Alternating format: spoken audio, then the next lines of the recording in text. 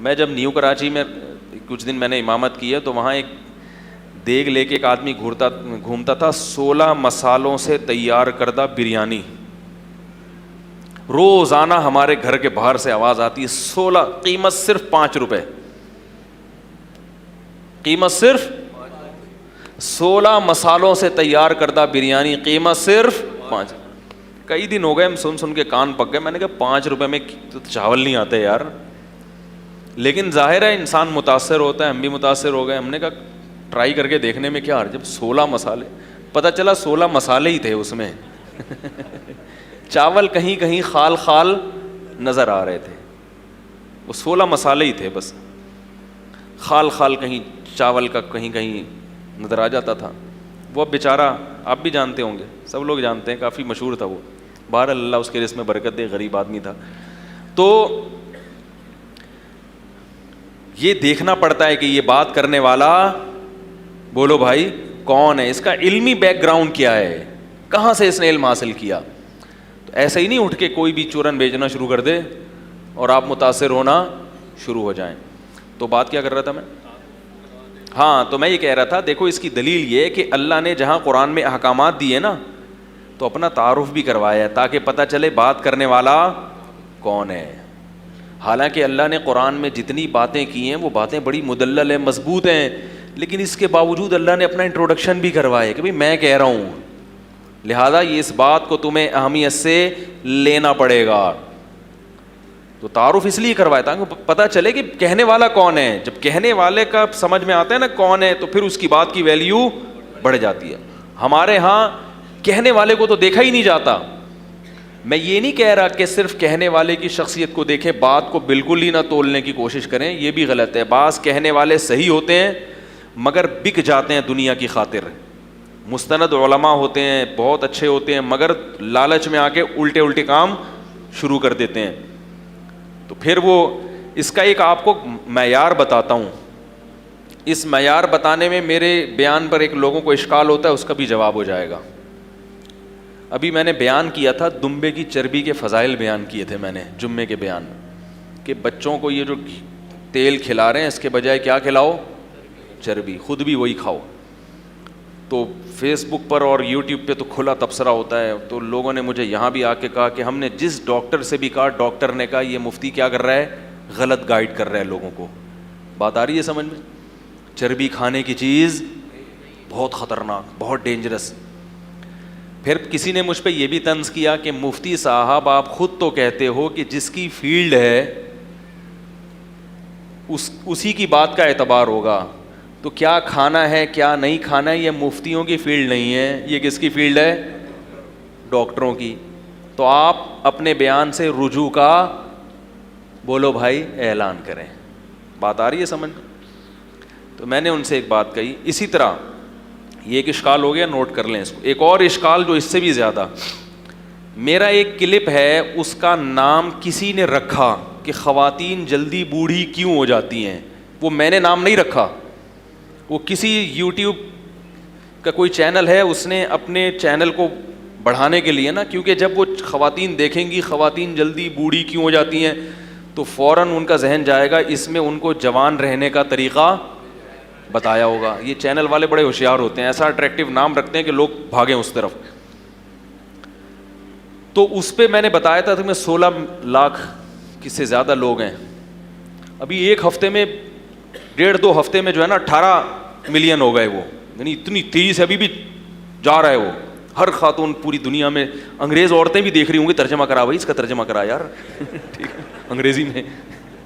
کسی مولوی نے بولا ہے کچھ, پتہ نہیں کوئی شاید الہام ہوا ہو. تو اس پہ میں نے پہلے بھی اس پہ تبصرہ کیا تھا کہ تسلی کے ساتھ کیا ملی ہیں, برا بلا کہا ہے پبلک نے, خواتین نے. اس میں میں نے ایک ترغیب دی ہے کہ بھئی یہ جو آج کل خواتین نسل روک رہی ہیں نا, بچے روک رہی ہیں, اس سے بھی بڑھاپا جلدی آ رہا ہے.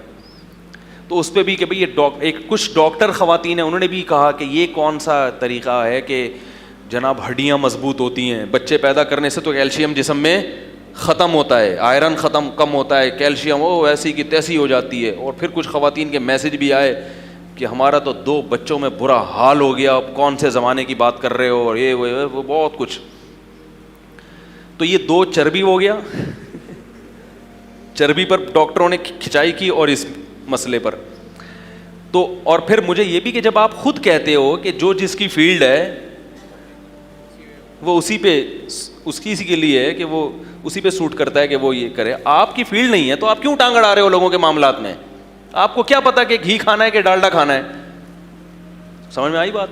اس کا جواب سنیں, اس کا جواب یہ دیکھو, اگر کوئی مفتی بیٹھ کے یہ فتویٰ دے کہ اسلام میں 5 نمازیں فرض نہیں ہیں تو آپ اس کی بات مانو گے؟ ایک گنوار جاہل اٹھ کے بولے کہ یہ مفتی جھوٹ بول رہا ہے, آپ کہو بھائی مفتی کو زیادہ پتہ ہے یا ہیں؟ تو یہ اس وقت یہ دلیل صحیح ہوگی؟ غلط. اس لیے کہ یہ انڈر اسٹوڈ ہے, یہ پکی ڈھکی بات ہے. ہر مذہب میں یا ہر فیلڈ میں کچھ چیزیں 2 اور 2 4 کی طرح لگی بندی ہوتی ہیں, اس میں نہ کسی عالم کی ضرورت نہ کسی اس میں اس فیلڈ کے ماہرین کی ضرورت ہی نہیں ہوتی.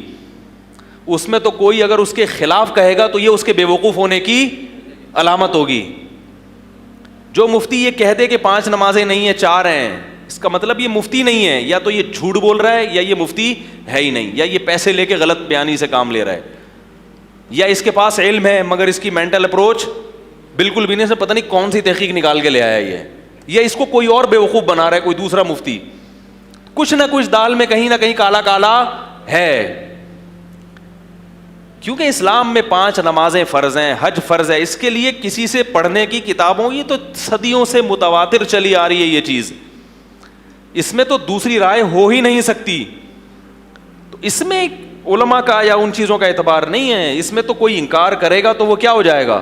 تبھی میں کہتا ہوں نا, تقلید امام ابو حنیفہ کی جو ہم کرتے ہیں ان مسائل میں جن میں دونوں طرف احادیث ہیں, جو منصوص مسائل ہوتے ہیں نا, جو قرآن و سنت نے بالکل واضح بیان کر دیے, اس میں کسی کی تقلید نہیں ہوتی, کیونکہ اس میں مجتہد اگر اس کے خلاف بات کرے گا تو وہ مجتہد کی فہرست سے خارج ہو جائے گا, وہ رہتا ہی نہیں پھر مجتہد, کیونکہ اس نے تو قرآن کے خلاف بات کر دی نا. ہاں بعض چیزیں ایسی ہوتی ہیں آپ کو قرآن کے خلاف لگتی ہیں, وہ ہوتی نہیں ہیں, جیسے وہ 2.5 سال امام حنیفہ نے لکھ دیا نا دودھ پلائے گا, اور لوگ کہتے ہیں قرآن میں تو 2 سال ہے, تو اس کے جوابات کا بھی موقع نہیں ہے, یہ ٹاپک نہیں ہے. تو آپ کو لگتا ہے امام حنیفہ کا مذہب بھی قرآن میں ہی موجود ہے. تو خیر, تو یاد رکھو, جیسے کوئی مفتی کہہ دے کہ اسلام میں 5 نہیں 4 نمازیں ہیں, یا کوئی کہہ دے کہ اسلام میں نماز ہی نہیں ہے, یا کوئی کہہ دے کہ حج نہیں ہے, یا کوئی کہہ دے کہ زنا کی اجازت ہے مجبوری میں, ٹھیک ہے نا, اس قسم کی چیزیں مارکیٹ میں آ رہی ہیں. متع کر لو, اسلام میں گنجائش ہے, حالانکہ اسلام میں متع کی کوئی گنجائش نہیں ہے. کہتے ہیں 2 گواہوں کی موجودگی میں اگر کوئی زنا سے بچنے کے لیے متع کر لے, میں کہتا ہوں پھر تکلف کی ضرورت کیا ہے؟ زنا میں بھی وہی ہوتا ہے, متع میں بھی وہی ہوتا ہے. فرق اتنا ہو گیا کہ پہلے چھپ کے کر رہے تھے, اب 2 آدمیوں کو آپ نے گواہ بنا دیا, تو نام چینج کر دیا. تو یہ چیزوں کو تو اسلام کسی لحاظ سے بھی قبول نہیں کرے گا. یوں یورپ سے فون آتے ہیں کہ بھائی چونکہ متع کرنا اختلافی مسئلہ ہے, شیعہ اس کے قائل ہیں, سنی قائل نہیں ہے, تو اگر مجبوری میں اختلاف, میں نے کہا بھائی یہ اختلاف قابل اعتبار نہیں ہے. اسلام میں متع جیسی بغیرتی کو قطعاً قابل قبول, کیونکہ اس میں اور زنا میں کوئی فرق نہیں ہے. صرف اس کا فرق ہے کہ اس میں گواہ نہیں ہوتے اور یہاں اس جرم پہ آپ کے گواہ بھی بن جاتے ہیں. تو یہ چیزیں پکی ڈھکی ہیں. تو اسی طرح یاد رکھو, میڈیکل سائنس کی کچھ چیزیں ایسی ہیں جو بالکل پکی ڈھکی ہیں, اس کے کچھ اصول بھی ایسے ہیں. وہ اصول کیا ہے کہ فطرت کبھی غلطی, بولو بھائی, نہیں کرتی. جو قدرت نے آپ کی نیچر بنائی ہے نا, اس کے خلاف کسی ڈاکٹر کے کہنے سے, ابے بول لو یار, نہیں چلو. ڈاکٹر آپ کو نیچر کے خلاف لے جا رہا ہے, اس کو خود علاج کی ضرورت ہے, خود اس کو کسی لیبارٹری میں رکھواؤ. بھائی کیا باتیں کر رہا ہے؟ ابھی مجھے لوگ کہتے ہیں, ڈاکٹر کہتے ہیں اتنے گلاس پانی پیو. میں نے کہا کیوں ڈاکٹر کیوں کہہ رہے ہیں؟ بھائی جتنی پانی کی ریکوائرمنٹ ہے نا, وہ باڈی خود بخود, یہ تو ہزاروں سال سے یہ جو بیسک چیزیں ہیں نا انسان کی, اس کے لیے اللہ نے انسان کو ڈاکٹروں کا محتاج. ہاں کوئی بیمار ہو جائے, کولیسٹرول بڑھ جائے, پھر ڈاکٹر کہیں کہ اتنا پانی پیو تاکہ یہ شوگر لیول کم ہو, وہ ایک الگ. نارمل آدمی کی بات کر رہا ہوں جو بیمار نہیں ہے, اس کو پانی پینا کتنے گلاس ہے یہ ڈاکٹروں سے پوچھ کے پیے گا, بیمار ہو جائے گا. سمجھ میں آ رہی ہے بات؟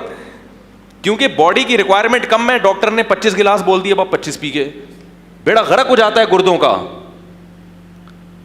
تو کیونکہ یہ چیز خود بخود قدرت نے, بولو بھائی, پانی بنیادی, آکسیجن بنیادی ضرورت ہے یا نہیں ہے؟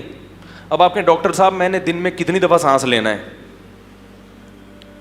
بھائی جتنا سانس لینا ضروری تھا آٹومیٹک قدرت نے. یہ لوگ بھی یہ بھی کرتے ہیں. ہمارے ایک دوست کہتے ہیں میں 1.5 روٹی کھاؤں گا. میں نے کہا کیوں؟ کہہ رہے ہیں میں نے کہا بھائی جتنی بھوک ہے نا اس حساب سے کھاؤ. کبھی 1.5 کی ہوتی ہے, کبھی 2 کی ہوتی ہے, کبھی 3 کی ہوتی ہے.